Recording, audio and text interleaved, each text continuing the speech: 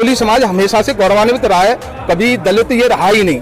अगर आप बिहार में देखेंगे तो राज्य रहा कोली समाज का, अगर महाराष्ट्र में देखेंगे तो आप समझते हो तानाजी मालुसरे जैसे प्रतापी वो हुए सेनापति, अगर गुजरात में देखेंगे तो पूरा एक क्षेत्र मानदाता जी महाराज का रहा। अगर जितने भी स्टेट है वहाँ देखेंगे तो कोली समाज कभी दलित नहीं रहा। कोली समाज बहुत अग्रणी रहा है। और एक चीज़ और बताऊँ आपको जो किसी को नहीं पता है कि जिस समय सृष्टि का विकास हुआ और उस समय पूरी सभ्यता अपना तन रखने के लिए उसके पास कुछ नहीं था और वो आदिम अवस्था में थी, उस समय कोली समाज ऐसा था जिन्होंने कपड़े का आविष्कार किया और आविष्कार करके इस पूरी जगत जो सृष्टि है इस सृष्टि की इज्जत को ढकने का काम किया। यही जाकर के आगे परंपरा मानदाता जी महाराज में चली, फिर आकर के झलकारी बाई जी से सरदार उधम सिंह, तथागत गौतम बुद्ध, ये सारी परंपराएं एक गौरवशाली इतिहास रहा है कोली समाज का। आज का जो सम्मेलन है ये हमारे लगभग 20 करोड़ जो कोली समाज के लोग हैं जो विभिन्न राज्यों में अलग अलग नामों से जाने जाते हैं। पुराना कोली समाज तो आप ये समझ लो कि महाराजा श्री राम भगवान थे, उनसे 14 पीढ़ी पहले महाराजा मानदाता हुए और वहाँ से लेकर के आज तक ये शाक्य वंश हुआ, सूर्यवंश हुआ, सूर्यवंश में से शाक्य परंपरा चली, शाक्य परंपरा में तथागत गौतम बुद्ध हुए। तो ये तो कोली समाज तो बहुत पुराना है और कोली समाज को विभिन्न राज्यों में अलग अलग नामों से जाना जाता है। शाक्य जो है वो कोली समाज के शाक्य कोली ही हैं, जो तथागत गौतम बुद्ध हुए थे जो अपने सूर्यवंश में हुए थे और शाक्य कोली ही हैं। कोलियों में दो परंपरा हैं, एक है महावर और एक है शाक्य। मैं खुद शाक्य हूँ और शाक्य कोली हैं। और तुम्हारे जो थोड़ी सी एक जो प्रश्न उठ रहा है दिमाग में वो भी आपको क्लियर कर दूँ कि शाक्य एक दूसरे भी लिखते हैं जो शायद कुशवाहा में से होते हैं तो वो भी शाक्य हैं और हमारे जो कोलियों में जो शाक्य हैं वो हम हैं।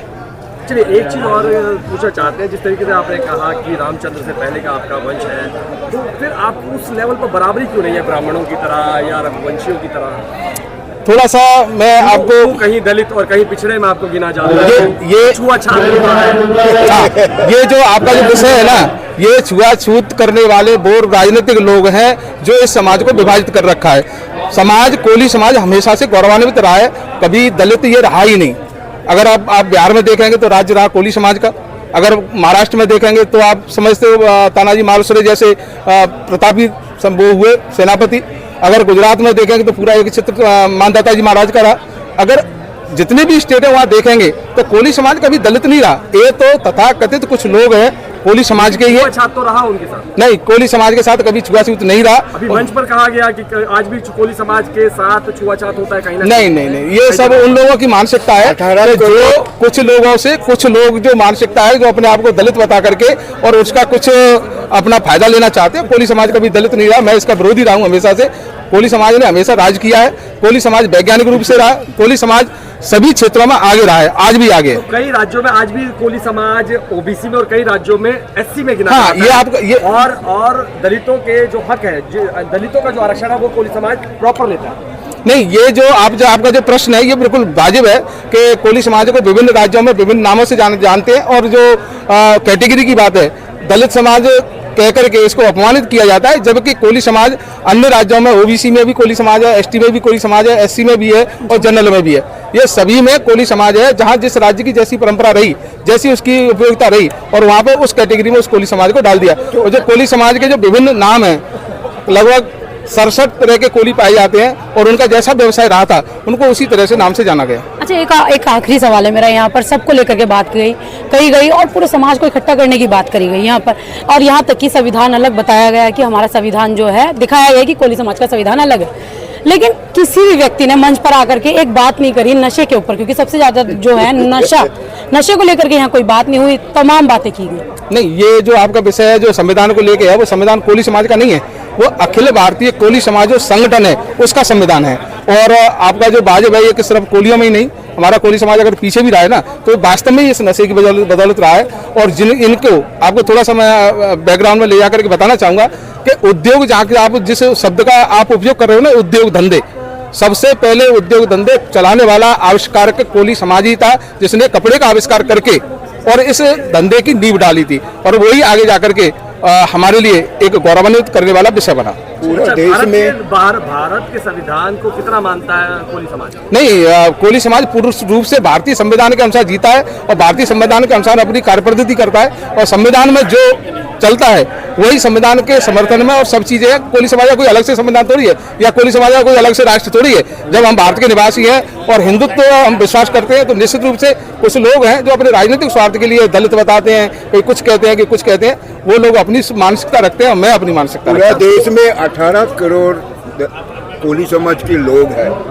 उस समाज के लोग मतलब किस दिशा पे जा रहा है, क्या प्लान एंड पॉलिसी है, कुछ है आप लोगों के पास? देखो, आपका जो प्रश्न है वो निश्चित रूप से जो जितने भी संगठन हैं वो संगठन अपने क्षेत्र में सामाजिक संगठन है और अपने राष्ट्रीय संगठन है वो अपने क्षेत्र में काम कर रहे हैं। आज कोली समाज को आवश्यकता है शिक्षा की, कोली समाज को आवश्यकता है रोजगार की और उसी को लेकर के विभिन्न तरह के विचार किए जाते हैं। और मूल रूप से आप भी जानते हो कि मैं भी जानता हूँ, मैं एक बहुत ही गरीब परिवार से संबंध रखता हूँ और मेरे पिताजी इतने गरीब थे कि बहुत, परंतु जब हमारे पास शिक्षा होगी, मैंने शिक्षा ली और राजस्थान में पहला शायद मैं इंसान था जिसने कोली समाज में एमफिल किया था और फिर प्रिंसिपल रहा, प्रिंसिपल से फिर विधायक बना, विधायक के बाद 3 चुनाव लड़ा, आज राष्ट्रीय महामंत्री भी हूँ। तो आप शिक्षा को ही एक मूल मंत्र मान सकते हैं जो सफलता की ओर ले जाता है। कोली समाज को इसकी विशेष आवश्यकता है। शिक्षा के क्षेत्र में कैसे आगे बढ़ेगा? जिस तरीके से सरकार लगातार निरंतर 90,000 से ज्यादा स्कूल बंद कर चुकी है, तो क्या लगता है जो पिछड़ा वर्ग है, जो आर्थिक रूप से परेशान कोली समाज का वर्ग है, वो कैसे शिक्षा प्राप्त करेगा जब सरकारी स्कूल ही बंद हो जाएंगे? देखो, ये थोड़ा सा मैं इसमें सिस्टम में पूरी तरह से मुझे जानकारी है और मैं शिक्षा क्षेत्र से रहा हूँ, प्रोफेसर भी रहा हूँ, प्रिंसिपल भी रहा हूँ कॉलेज में, सारी चीज मैंने देखी है। आपका जो प्रश्न है मैं इससे बिल्कुल सहमत नहीं हूँ। विद्यालय बंद करने की आवश्यकता कहाँ होती है? जहाँ पर संसाधनों को देख करके और वहाँ पर छात्र संख्या को देख करके। आज आप और हम सभी प्राइवेट स्कूलों में बच्चों को पढ़ाते हैं, क्यों पढ़ाते हैं? जब विद्यालय में सरकार इतना पैसा खर्च कर रही है तो हमें सरकारी विद्यालय को प्रायोरिटी देनी चाहिए, परंतु हम अपने लोगों को जो भी मॉडर्न स्कूल है उसमें पढ़ाने की कोशिश करते हैं। इससे वहाँ की जो अननेसेसरी रूप से जो संसाधन है उनका दुरुपयोग होता है और वहाँ पर एक स्कूलों में मैंने देखा है, अपने मैं राजस्थान से बिलोंग करता हूँ, विशेषकर धौलपुर से, चंबल घाटी धौलपुर से बिलोंग करता हूँ। ऐसे स्कूलों वहाँ छात्र संख्या कितनी 10 और टीचर कितने लगा कर 5, तो ऐसे स्कूलों को बंद करना ही उचित होता है। उन संसाधनों का उपयोग कहीं दूसरी जगह किया जा सकता है। सरकार कोई भी हो, सरकार उस पॉलिसी के अनुसार चलती है जहां पर संसाधनों का बहुत अधिक से अधिक उपयोग हो सके। अच्छा, आपको क्या लगता है, आप खुद कौन से प्राइवेट स्कूल से पढ़े या सरकारी स्कूल? मैं सरकारी स्कूल से पढ़ा हूँ। मैं एक चीज बता दूं आपको, हम 7 भाई बहन है जिनमें मेरी बड़ी बहन नहीं पढ़ी है, बाकी की सब हाई क्वालिफाइड है और सब हमारे सरकारी स्कूलों में ही पढ़े हैं। तो आपको नहीं लगता कि आपने कहा कि जिस तरीके से लोग प्राइवेट की तरफ रुख कर रहे हैं, तो कहीं ना कहीं सरकार की खामियां रही है, वो चीजें, वो सुविधा सरकारी स्कूलों में मुहैया नहीं करा पाई सरकार, जिसकी वजह से लोग अपने बच्चे को प्राइवेट के सरकारी प्राइवेट में पढ़ाना चाहते हैं? नहीं, देखो, कुछ कमियां तो रही है, मैं मानता हूँ इस चीज को, सरकार की पॉलिसी में कहीं ना कहीं कोई कमी रहती है, परंतु उससे ज्यादा सोच खतरनाक ये है कि हम अपने बच्चों को डॉक्टर, इंजीनियर और अच्छी सुविधा देना चाहते हैं और उनको मॉडर्न स्कूल को, क्योंकि आज की वर्तमान परिस्थिति में ये हो गया है कि बच्चे को हम मॉडर्न स्कूलों में पढ़ाएंगे तो वो ज्यादा ब्रिलियंट हो जाएगा, सरकारी स्कूल में पढ़ाएंगे तो नहीं पढ़ पाएगा। ये सोच हमारे समाज के लिए और एक कोली समाज के लिए नहीं, सबके लिए घातक है। जब तक ये सोच नहीं निकलेगी, जब तक वो बच्चा, हम पढ़े सरकारी स्कूलों में जाकर के हमने देखा बस्ता ले जाते थे, पट्टी ले जाते थे, परंतु आज जब तक बच्चा टाई लगा करके जूता पहन के नहीं जाएगा तो न तो माँ को सेटिस्फैक्शन मिलता है ना पिता को सेटिस्फैक्शन मिलता है। जब इससे बाहर निकलेंगे तभी सरकारी स्कूलों की जो स्थिति है वो सुधरेगी और हमारी शिक्षा की स्थिति भी सुधरेगी।